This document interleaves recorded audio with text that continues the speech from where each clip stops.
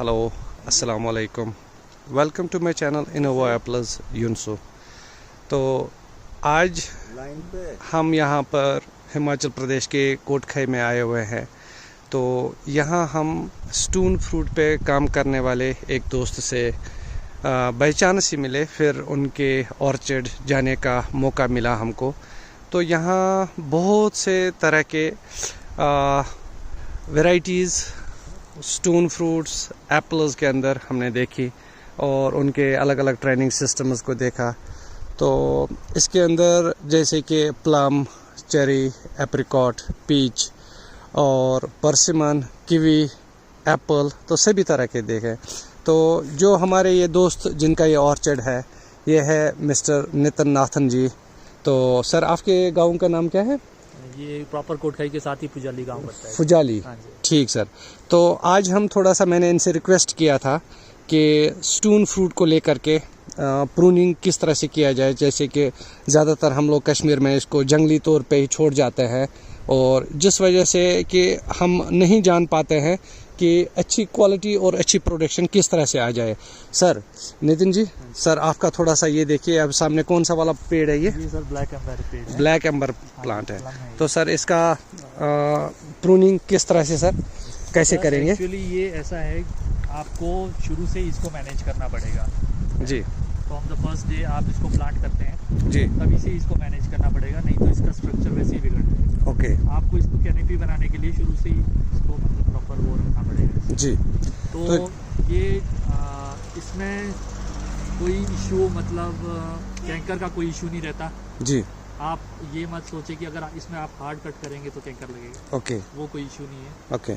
बस आपने इसको जितना हार्ड हो सकता है उतना हार्ड रखें। जी। उससे क्या होगा, आपके फ्रूट का साइज भी इम्प्रूव होगा। ओके। आपकी कैनोपी भी मैनेज रहेगी और पेड़ अरे परे नहीं जाएगा। या इसमें ज़्यादा इश्यू आता है ग्राफ्ट यूनियन टूटने का। ओके।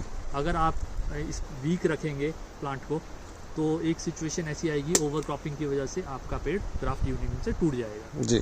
इसका वीक ग्राफ्ट यूनियन होता है। सर जैसे कि हम स्टार्टिंग से शुरू करेंगे, जब आप एक ग्राफ्टेड प्लांट ले लेते हैं फर्स्ट ईयर में, तो वो वीप रहता है। तो फर्स्ट कट कहाँ पर, जिसको हम बोलेंगे सर्वाइवल कट, या जहाँ से आपने आप उसकी ब्रांचेस शुरू करनी है सर? सर्वाइवल का फर्स्ट ईयर में लगेगा आपके, वो आपके ग्राउंड लेवल से 2 फीट ऊपर, 2-2.5 फीट ऊपर लगेगा। वो और डिपेंड्स कि आपका कितनी थिकनेस है प्लांट की। ओके ओके ओके ओके, वो उस पर डिपेंड करेगा। ठीक है। फिर उसके बाद फिर आप जितना हार्ड उसको लेते चलेंगे ऊपर की ओर कैनोपी बनाने के लिए, ब्रांचेस छोड़ेगा। हाँ, वो ब्रांचेस छोड़ेगा, आपके स्पर फॉर्मेशन बनाता जाएगा अपने साथ साथ। ओके। इसकी फ्रूटनिंग सेकेंड ईयर जो न्यू ग्रोथ होती है जी, उससे निचली वाली उस पे आती है, उस पे आ जाती है। ठीक है। तो जैसे ये आप देख रहे हैं, ये प्लांट, ये ब्रांच, ये कितने साल की, उस हिसाब से कितने कट लगे हुए हैं सर? इसमें है ये पूरा पेड़ है राउंड अबाउट 1 2 3 4 मतलब 5-1 साल का पेड़ है ये। 5-1 साल का पेड़ है। ओके। तो इसमें आप अगर अभी प्रोडक्शन देखेंगे तो इसमें 25-30 बॉक्सेस के करीब 2 kg के 25 बॉक्सेस के करीब फ्रूट आ जाएगा। ओके। ठीक है।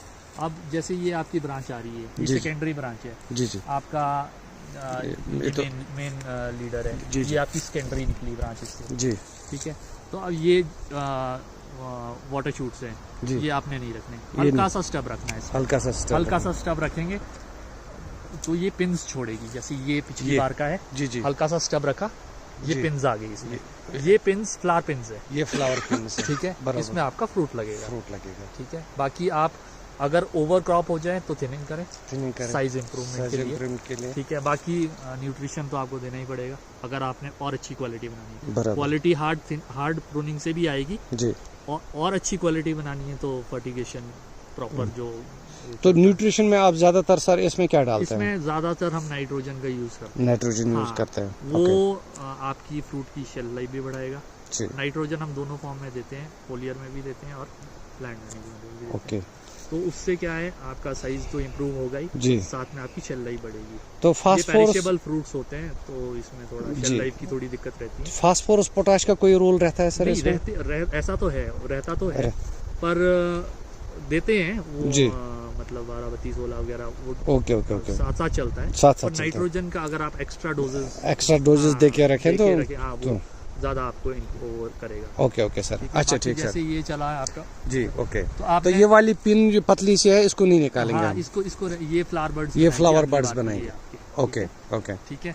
अब ये आपके कंपटीटर, आप जब भी ऊपर टॉप कट लगेगा उसके नीचे की 3 पिन आपकी खुलेगी। ठीक है, जैसे इसमें 3 हाँ जी, ये समर में निकल जानी चाहिए थी। ओके, समर प्रोनिंग में, क्योंकि ये इसकी ग्रोथ खाएगी। ओके, खा ली है इसने इस टाइम, तो ये विंटर में तो अब रिमूव होना ही होना है। अगर ये समर में रिमूव हो गया होता तो इसने इसकी थिकनेस बढ़ानी थी और यहाँ पर फॉर्मेशन और ज्यादा होनी थी। तो मतलब समर प्रूनिंग का भी इसमें कॉन्सेप्ट है कि अगर करेंगे बहुत बड़ा तो उसका इफेक्ट पड़ना ही पड़ना, बिल्कुल पड़ेगा। वो फ्रूट पे डायरेक्ट इम्पैक्ट पड़ेगा। ओके ओके ओके, साइज पे इम्पैक्ट पड़ेगा। ठीक। तो अभी तो चलो, अब ये तो विंटर में है, विंटर में ये तो निकालनी ही पड़ेगी। समर में निकल गई होती तो और ज्यादा होना था ये। ठीक है, तो हमने कॉम्पिटिटर नहीं रखने। ओके, ठीक है, ये रख दिया लीडर के साथ का, ये कॉम्पिटिटर उड़ा दिया। ओके, ये भी कॉम्पिटिटर उड़ा दिया। ओके, ठीक है। अब इसकी आप ब्रांच बना सकते हैं अगर आप चाहें।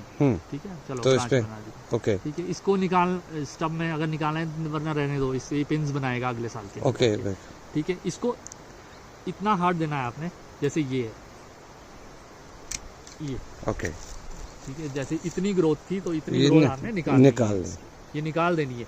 इससे क्या होगा, ये स्पर फॉर्मेशन होगी नेक्स्ट ईयर के लिए। जैसे ये पिछली बार काटा था तो यहाँ ये स्पर्स बने आपके। ओके, ये उससे पिछली बार का था, स्पर्स बने। अब विंटर में क्या होगा, जैसे ये बड़ा होता जाएगा प्लांट जी, ये ब्लाइंड होता जाएगा। अब ये देख लीजिए आप, ये ब्लाइंड है यहाँ, ये ब्लाइंड है यहाँ से। ठीक है, इसके लिए आप क्या कर सकते हैं, या तो नॉचिंग करो।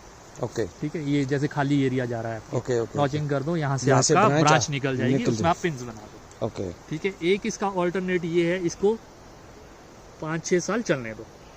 ठीक है, ऊपर आपकी क्रॉप लगेगी, अंदर से ब्लाइंड रहेगा। 5-6 साल बाद उसको रिन्यूअल पे डाल दो। रिन्यूअल मीन्स, अब जैसे ये आपकी स्टेम है जी, ये आपके 1 2 3 4 5 साल का हो गया, तो इसको तीसरे साल पे ला दो। अच्छा, बैक ला दो उसको, बैक ला दो तो पीछे रेनोवेट हो जाएगा, उससे परस छोड़, ठीक है, अंदर इसमें भर जाएगा। वही प्रोसेस चलता रहेगा।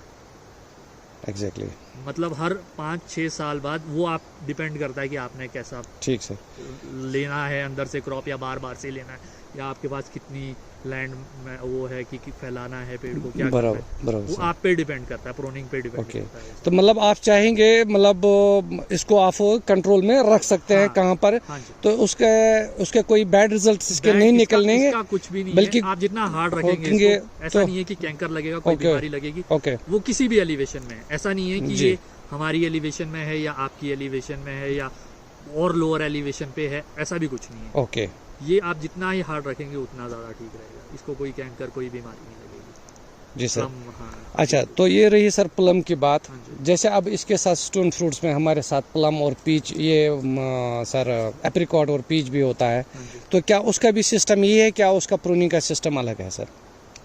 अब फॉरेन में एक्चुअली क्या होता है, जैसे हमारे यहाँ है, सन पेनिट्रेशन पूरी है जी, प्रॉपर सनलाइट पूरी आती है। फॉरेन में क्या चलता है, जैसे ओपन कैनोपी सिस्टम चलता है वहाँ पे जी, दैट इज ड्यू टू, मतलब वहाँ शेडी ज्यादा, उतनी स्ट्रॉन्ग सनलाइट नहीं होती वहाँ पे। एग्जैक्टली, वो ओपन लीडर रखते हैं उसको, बराबर। तो हमारे सनलाइट का इश्यू नहीं है। ओके, ठीक है, तो पीचीज में वो ऐसे, वो तो प्लम्स में भी ऐसा ही करते हैं, मल्टी लीडर, बराबर, ताकि सनलाइट ऊपर से प्रॉपर पड़े। तो हमारे को वैसी जरूरत नहीं है, क्योंकि सन पेनिट्रेशन हमारी पूरी होती है। ओके, शेडीज एरिया में हो सकता है, जैसे कोई शेडी एरिया हो गया जहाँ सूरज कम आता है या मिनिमम टाइम के लिए आता है, वहाँ ऐसा आप कर सकते हैं। ओके, पर हमारी सन पेनिट्रेशन यहाँ पे पूरी है। Thank you very much sir.